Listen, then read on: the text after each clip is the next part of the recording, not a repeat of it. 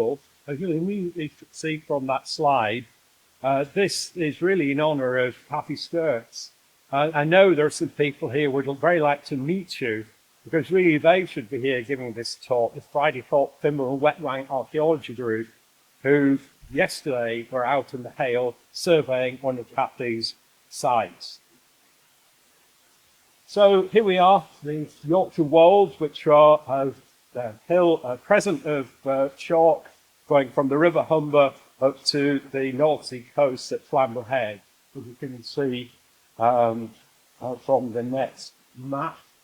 And this really was an inspiration to many people working in the area, not only professional archaeologists, but a lot of amateur groups, especially because I stand here representing also the East Riding Archaeological Society, who are the main local archaeology group with about 240 members. This is Cathy's work based on the 125,000 Ordnance Survey map. All the crop marks transcribed, as you can see, in red, and with hundreds and hundreds of aerial photographs. And I remember actually going down to meet Cathy when she was doing her work as I was preparing to do my master's.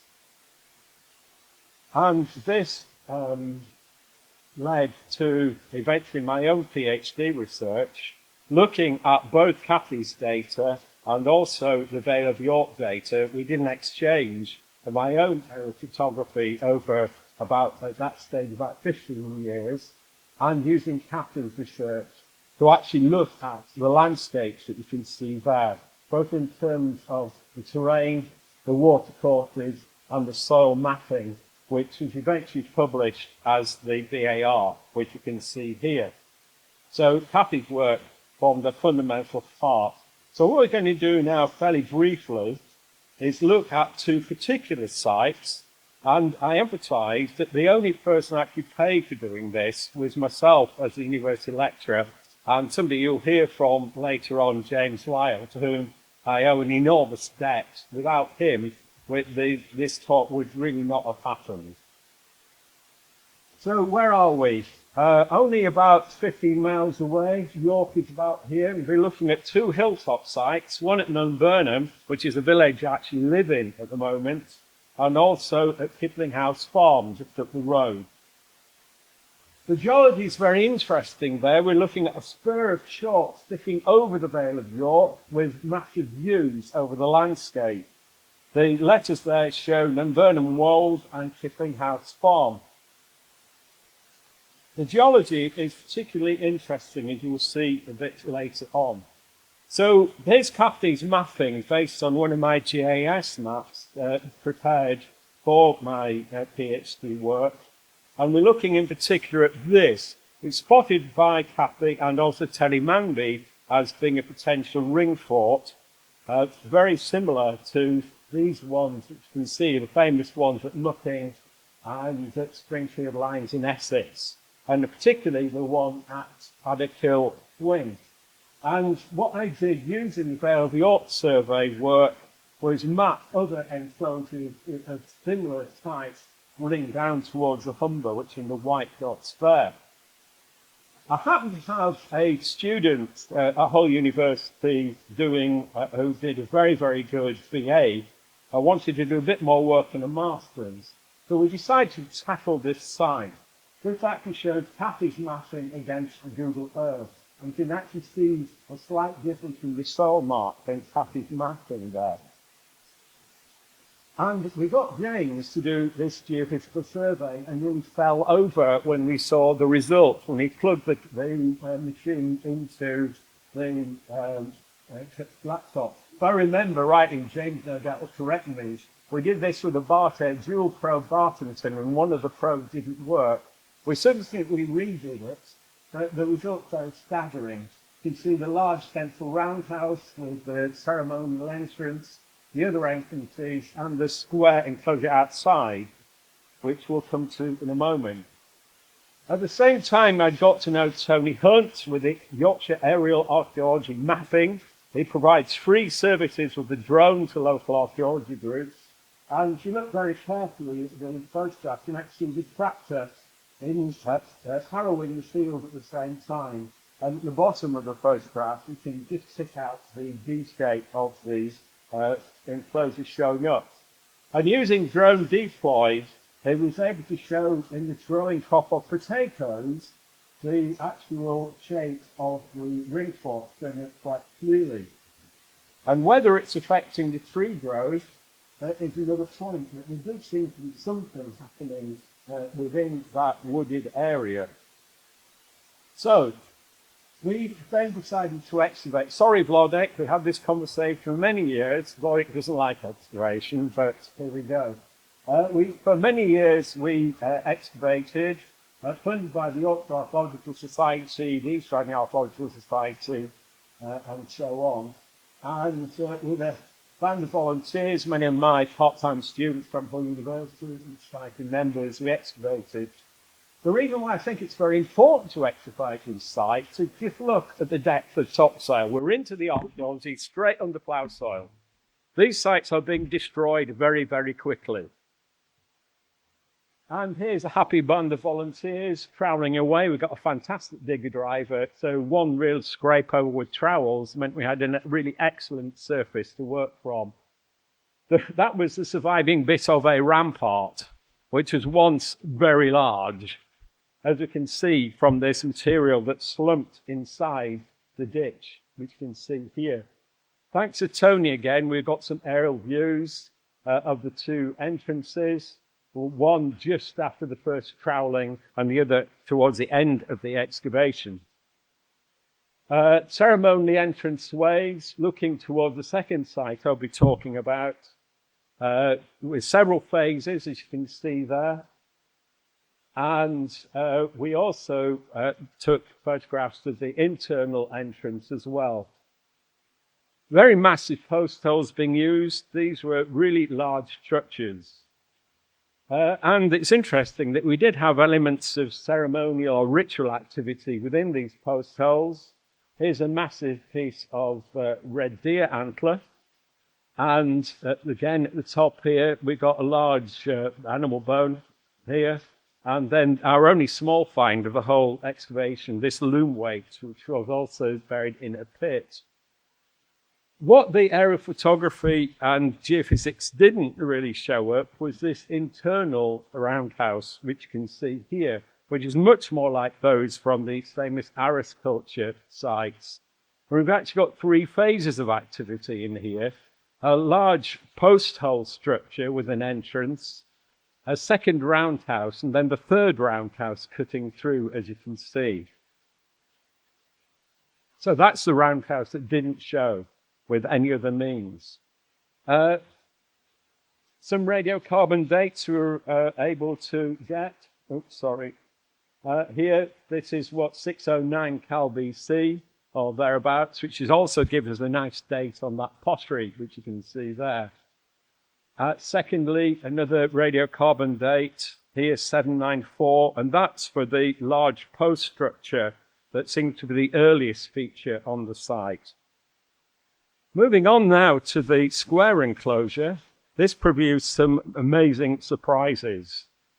We decided to excavate the whole of the inner palisade trench because of what we were beginning to find. And here's a general review of the wonderful landscape of the Yorkshire Wolds. Because in this ditch we found a red deer antler, which may have been used as the pit, but what we weren't expecting was this. The cattle skulls and red deer positioned at strategic points around that palisade trench. So we know a lot about the cow heads, thanks to Dr. Claire Rainsford. We've got 58 cow heads. Imagine the scene, bloody cow heads being carried from the D-shaped enclosure to be positioned within that trench. That must have been major, a whole herd of cattle being taken out by a society. And we know a lot about those cattle. Typically, Iron Age technique of taking the heads off and mature the short horns. And what is pretty amazing is that working with Trinity College Dublin, we've got DNA of 10 of those cattle. and they're male and female. So we're working now on getting isotope studies, which can show that from Cathy's photograph to our excavation, we can get a fantastic look at what's happening. What about people? Well, the only person we found there was an infant about 2.5 years old, and we even got the DNA out of this very scrappy skeleton. And the radiocarbon date, though, stunned us. It's Anglo-Saxon. So we've got the reuse of this site, this enclosure, in the Anglo-Saxon period. With it, you can see the radiocarbon date, AD 584 to 640.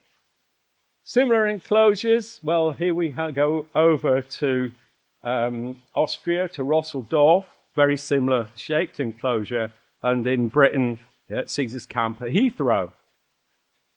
Intervisible with that site is this site at Nunburnham Wold, which you can see here, the two sites.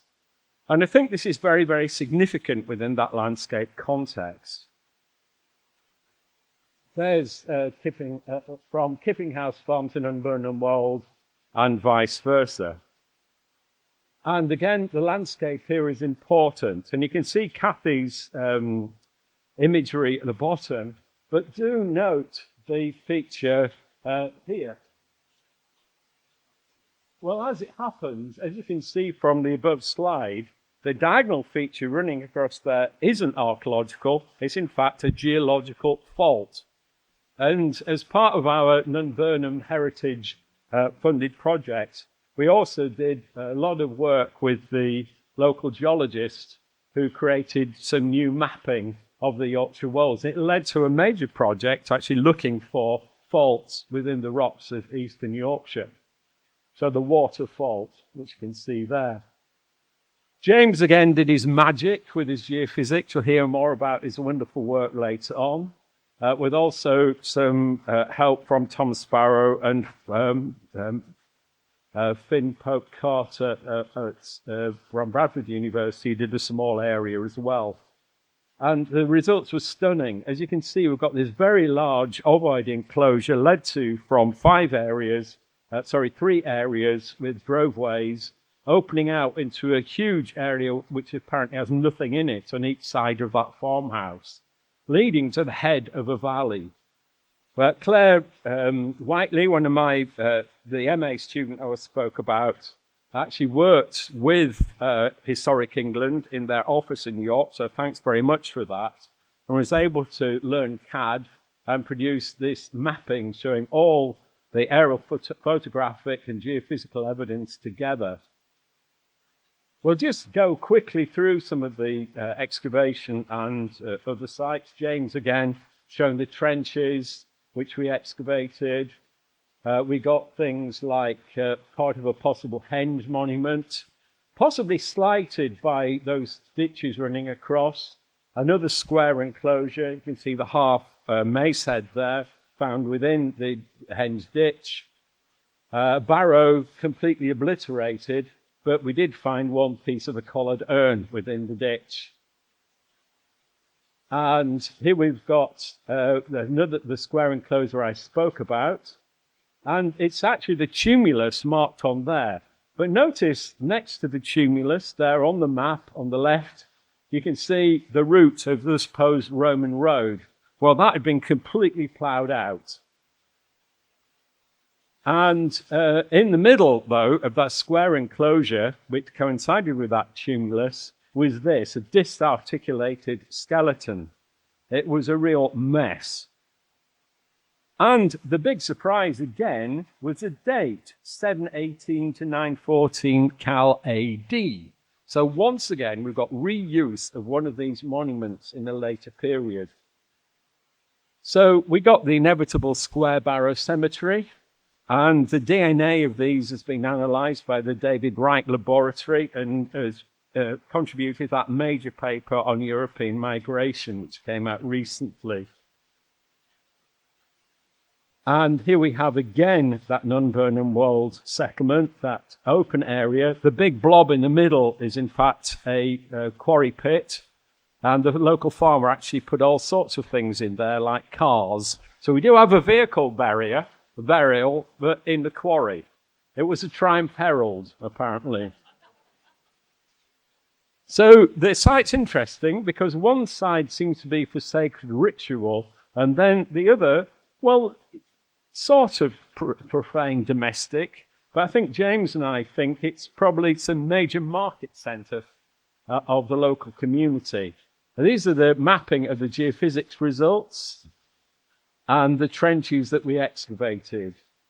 Ditches and pits, showing more dating evidence, showing the longevity of the site. Here we've got nice sections, and the nicest artifact was this little copper alloy, probably votive object here. Droveways running across, which seem to have been used for a very long time. And the section across the droveway here showed that the last phase of use of one of these droveways was actually in the Roman period. You can see the nice bit of local greyware pottery in the top of it. And note as well the possible wheel ruts as well within these droveways. The pit here was very interesting and was also used for an incredibly long time. As you can see, the radiocarbon dates here, 485 Cal BC and 588 Cal BC. But what was in it was very interesting. Re-identified only a month ago was a skull, originally thought to be cow, but redefined as horse. We've got red deer and lots of bones seem to be put there for ritual purposes. The kind of animals that were buried there and used, and then Claire Rainsford did this wonderful bit of work comparing the two sites. We can quickly see the difference in cattle between the two sites. Lots of sheep, as one would expect on the Yorkshire Wolds, and it's just the same in that landscape today. And we were able to reconstruct a possible picture of what that site at Dunburnham Well might have looked like. There were actually 4 professional artists living in Dunburnham, and one of them who produced this rather wonderful picture, which is now stuck on the bush shelter inside Dunburnham. So everybody can see that, along with a nice reconstruction of a square barrow, which is so typical, with the crouched Aros culture burial in it as well. So what did we find? Well, the late Bronze Age ring fort of national significance, probably a central place for a region. We've got close parallels with the Paddock Hill fort and those in Essex. We've got a second roundhouse, which shows activity probably into the later Iron Age, later than previously thought. Long-lived activity and structured deposition in the square enclosure right through to the Roman period, because although those cow heads have been put there in the early Iron Age, we found Roman bangle and pottery in the top features. And finally, as I've been told to stop, we've got longevity of activity there at Dunburnham Wolds, ritual again, and very similar things going on the two sites with intervisibility. Dunburnham Wold, probably a central meeting place where local farmers could get together and exchange crops and animals. We also found out, which is quite pertinent really, from the paleo-environmental evidence that was done, we were looking at chalk grassland. And people have often looked at those ladder settlements and thought, oh, a lot of those are for stock. But I think John Dent first mentioned another piece of work that really had its foundations in Cathy's work, John Dent's wonderful work on the Wolds, was that the cattle were actually kept on the chalk grassland, grazing in the open, as they are on Dartmoor and places like that today. And those ladder settlements were actually where the crops were being grown and the people were living. And really that makes sense of our site at Dunburnham Wold, with cattle being driven up a valley into that great funnel where the farm was, if you remember. So, central meeting marketplace. We've got the Iron Age Square Barrow Cemetery, which is very like the now famous one at Pocklington, with its 2 chariot burials with horses. And we've got reuse of this site in the Anglo-Saxon period, very like a site that Cathy also mapped at Garton Station.